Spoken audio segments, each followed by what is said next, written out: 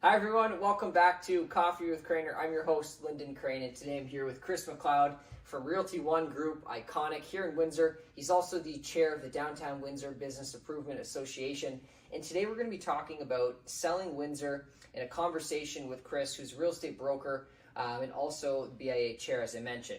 So we'll kick things off. Favorite question to ask on the show, Chris. Where in Windsor, downtown Windsor in particular, because I know we're in the Hive building, is your favorite place for coffee?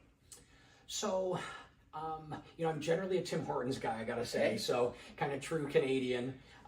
But when I'm grabbing coffee downtown, it's gotta be the Coffee Exchange. Okay, it's right nearby. So, and you should see this office that I'm in right now. Best looking office, I don't want to offend anybody, best looking office in Windsor, Essex for real estate brokerages. Like the architecture and the design in here is phenomenal. Can you tell us a little bit about that? Yeah, so we bought this building, so we have a group of partners that purchased what's now the Hive. A little bit of history. So originally, where you're sitting actually was the original chicken court. So from the 1950s. So this building had a number of additions over the decades. Most recently, up until 2004, it was the Don Cherry's. So for people from Windsor who frequented, the bar down here when it was Don Cherry's. Yep.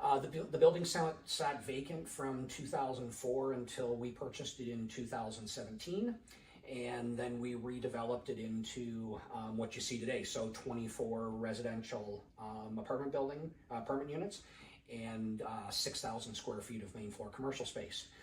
So then, as we looked to expand and grow our brokerage, we decided that, we really wanted to be downtown. We wanted to have something that was different than kind of what had traditionally, mall locations and that kind of thing in Windsor. So we're really excited to be, walkable.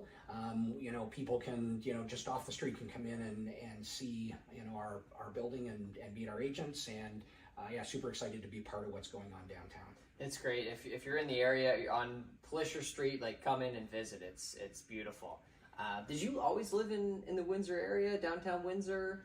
So our family's originally actually from the Oshawa area. So we call Windsor home. Windsor, we consider ourselves Windsorites, but we've been here since 2004. My background's actually in automotive engineering. I transferred here with Johnson Controls in 2004, and then got my real estate license in 2008. So I experienced the last, big downturn in the market through 9-10. So I sort of cut my teeth in a similar tough market for Windsor and Essex County. We're going through our struggles now too, right? So, we love Windsor and love downtown, and Windsor's home. Why did you make the switch from automotive to real estate? So I'd actually started working on my license back in the 90s, then just kind of career was going well, automotive industry was going well, and then as you may recall in 2008, the world was coming to an end again, right? The auto industry was in trouble, and it was time for a change. So I started working on my license again and love it. I really probably was meant to do it, 15 years earlier. Yeah. But, yeah. And so you mentioned you love it. Why do you love it? So I think I've loved it along my career for different reasons.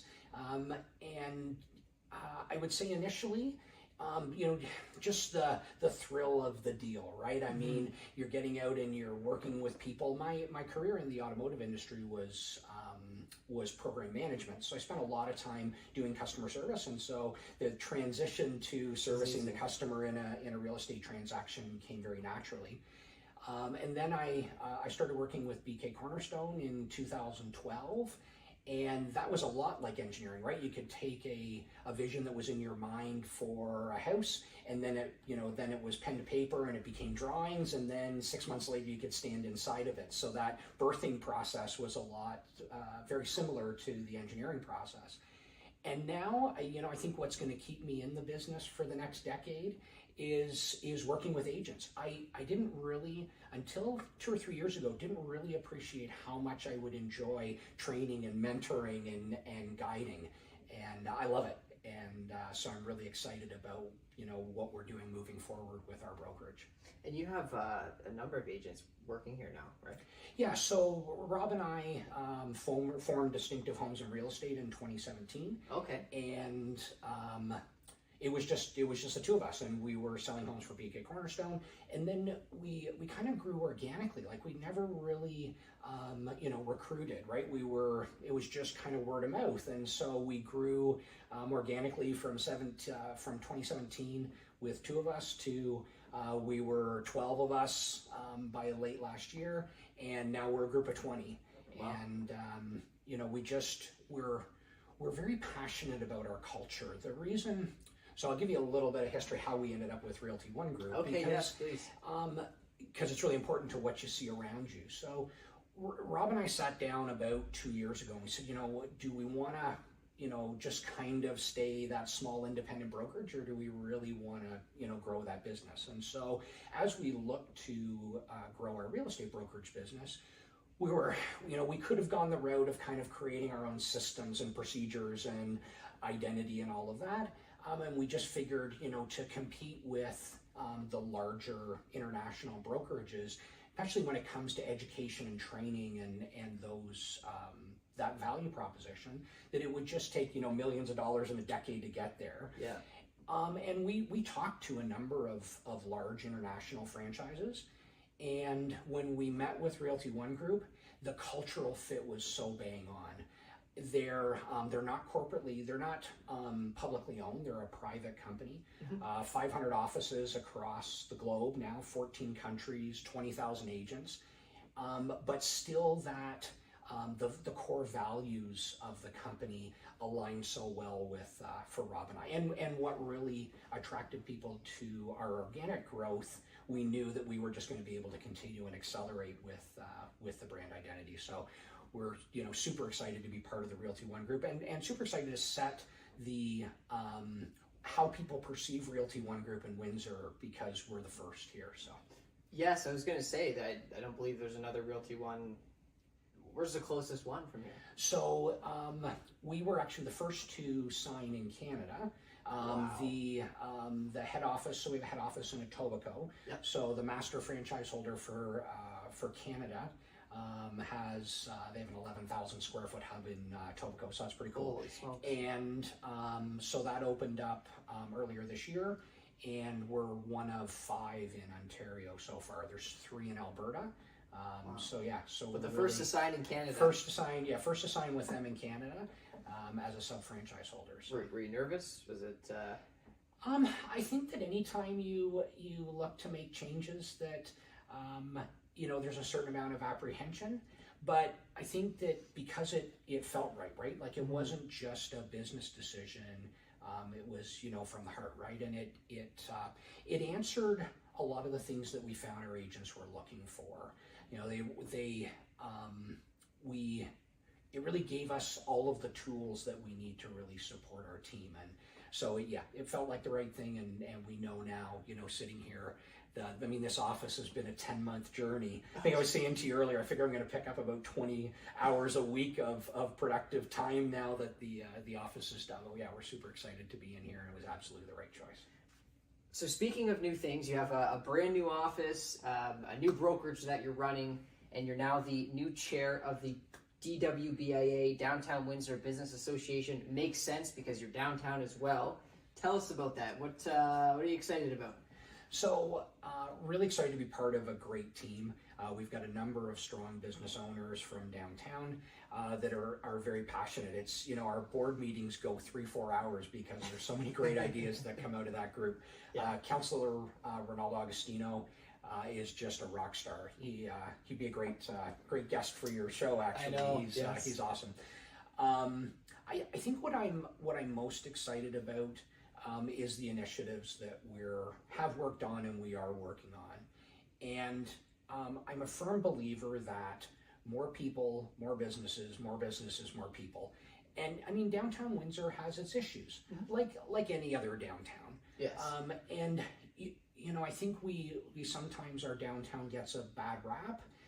But I think all you have to do is go as far as London to see how great downtown Windsor is in comparison.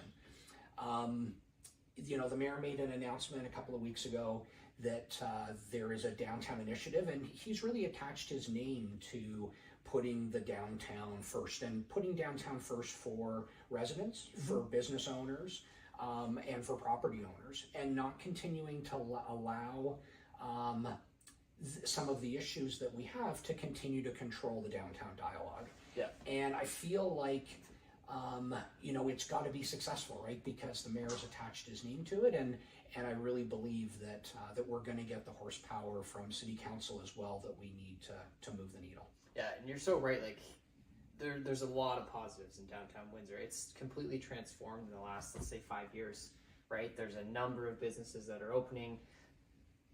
The space that we're in right now with new residential on Plisher Street, every like you talked about a little bit, is every core of a municipality has its good times, its bad times. It all depends on the economy, right? So there's a lot of positives for sure. Yeah, I mean, all you need to do is come down here on Saturday mornings for the market, right? Yes. So the downtown's farmers market runs April 1st to the end of October. Yeah. We get 3,500 people on this street in front of us on Saturday mornings, and those issues.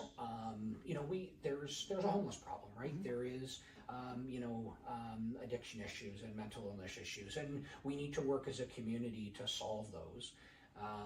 But when you come down here on a Saturday, you wouldn't even really recognize that there's an issue, because it just kind of dissipates or disappears into the background. And I really believe that that's what more development will do for downtown, right? So when you have another 5,000 people living in the core, some of those problems, those perceptual problems, go away. So yes, we're looking to do another large development down here, so we've secured property for another project.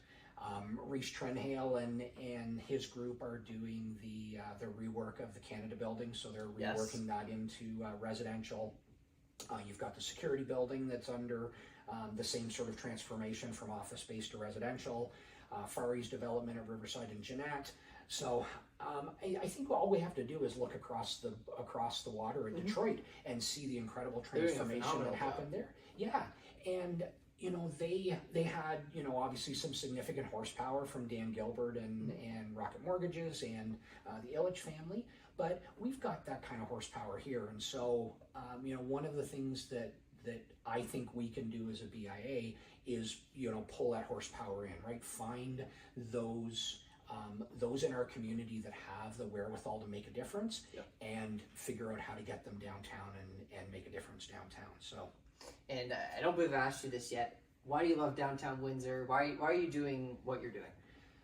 So I think as a developer and as a business owner, you can open your business anywhere, right? I mean, we could have done this building in LaSalle or Tecumseh, and all great communities, right? Yeah. But I think we can be impactful with our dollars, right? So we can make a social contribution while being a business. And I think that's what downtown offers, is it offers you the opportunity to really make a difference in your community, and that's why we love downtown, and we believe that every little bit at a time we can make a difference. So you can see that change, and you want to be a part of it. We do, absolutely. My final question for you, someone that wants to be in your shoes, and I ask this with most of my guests, if a young Chris walked into the room, a wee little Chris just walked in, what would you say to that individual if they're looking to pursue something that you're doing right now? I think that one of the things that I've learned as I've gone through this office process most recently, and you learn a lot as you grow, but sometimes good is good enough, right? And I think we can get caught up in getting held up by trying to be great, for things to try to be perfect. And I think sometimes it's just about getting to a point where you're moving the needle and not stuck on perfection. So yeah, just keep working towards good is good enough, and then you've got time to work on it and perfect it afterwards. Don't put too much pressure on yourself. Just don't allow. Maybe it's my personality, but I always want things to be exactly the way that I want them to be, right? And if you keep stalling progress in the pursuit of perfection, I think sometimes you don't get to where you need to get to. I think you can get to perfect, but keep moving towards just get it done. Don't allow perfection to stop forward progress, I guess. And it's tough sometimes. Like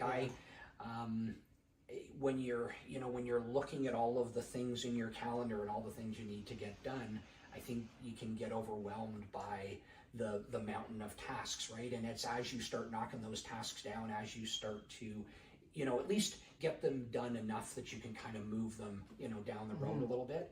And you can always pick them up later and get to perfection, but get them done. Yeah. Focus on being good first. Yes. Awesome. No, I appreciate that, Chris. This is like I said, the space in here is phenomenal. The work you're doing downtown with your brokerage, it's inspiring, especially to people like myself that want to grow a business one day, and that is growing a business currently. So it's inspiring to see. I think a lot of people who are watching this interview have learned a ton, and I just want to thank you for your time today. Thank you. Really appreciate it. Thanks, Chris. Absolutely. If you've missed the episode, visit coffeewithcrainer.com. You watch the whole thing over and over again until you fall asleep. We'll see you